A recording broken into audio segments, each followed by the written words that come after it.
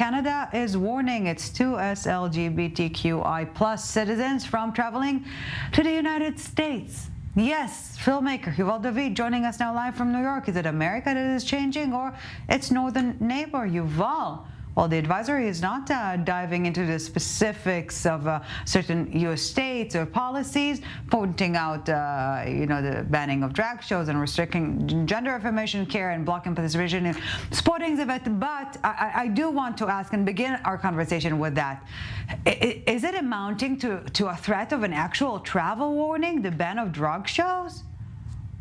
Well, first of all, it's not only the drag shows, but yeah, what warrants this travel warning is something very serious, because right now we're facing these extremist lawmakers in the United States, in specific state governments across the country, who continue to advance this record-breaking number of anti-LGBTQ+ bills in the state legislatures.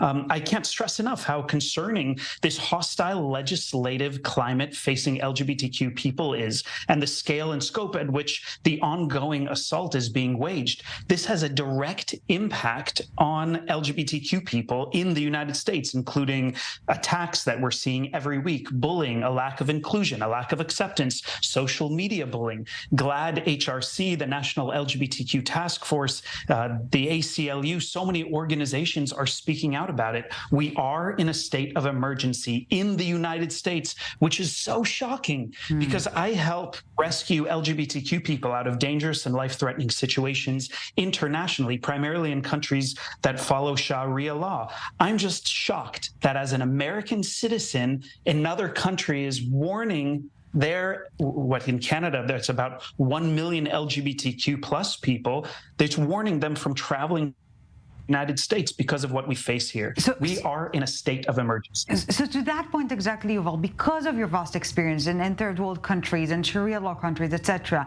if at least part of the purpose here of this travel warning was to raise a red flag of sorts, is it achieving that, or the exact opposite, putting the U.S. in the same line of countries with gay death penalties? Is it only antagonizing the antagonized, right? Well, I mean, this is just sharing facts. Who's being antagonized in this situation? Is this upsetting somebody? Well, it's definitely upsetting me. And it is alerting the news media, just like you, to say, hey, there's an issue here. This is a major problem. So who is it antagonizing? Maybe it is waking up the LGBTQ people and all of the civil rights and social justice warriors that we keep hearing about to get up, to wake up, to take action, because we are facing very serious problems in this democracy of the United States. Now, this travel warning that Canada has openly declared, well, you have to read the fine print. It isn't saying that we're in the same situation like what people are facing in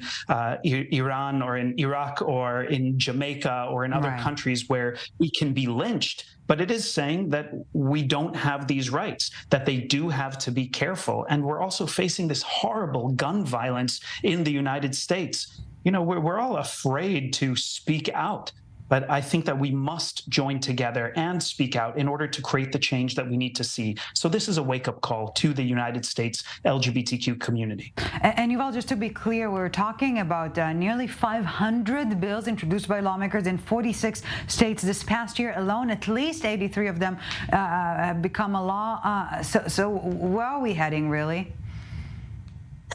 We are heading to a very frightening time where it's actually over 520 anti-LGBTQ bills that have been introduced. You're right, it's over 80 that have also already been enacted. We're facing a time where our rights are being stripped away. It's a very dangerous situation, and that's why American LGBTQ people need to support the leadership that are speaking out, the organizations like the Human Rights Campaign, GLAAD, the National LGBTQ Task Force, but not only wait for these organizations to do the work, we need to do the work. Our rights are being taken away. Our rights are being discussed in these state legislatures and houses about how maybe we don't deserve them.